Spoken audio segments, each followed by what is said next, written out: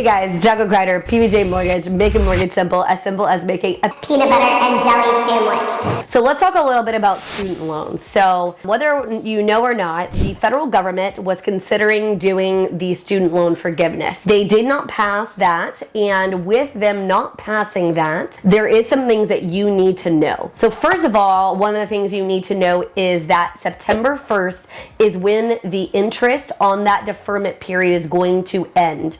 So you're going to start accruing interest after September 1st. Okay, so that's the first thing you need to know. The second thing you need to know is that starting October the 1st, you're going to have to start making your payments again.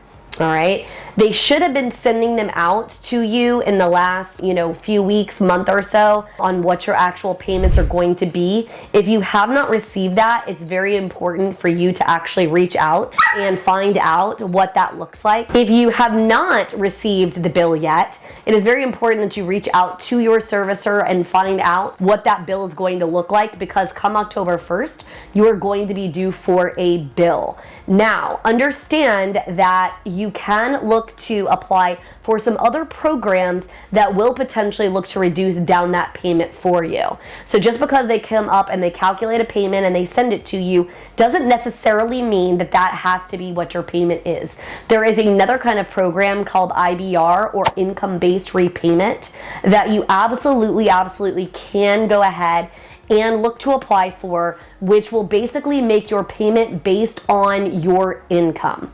Okay, so it's very important that you start reaching out to your servicer now. Make sure that you don't get blindsided, etc. Why does this matter to the mortgage side? Well, it matters to my side of the house because of the fact on what your actual payments are, right? What they're actually showing when they're not in deferment, but they actually have a payment, is going to be calculated against what you can actually get to get a home loan, right? So that is a debt. We are going to count that debt against you when we are looking to help you qualify to buy a home.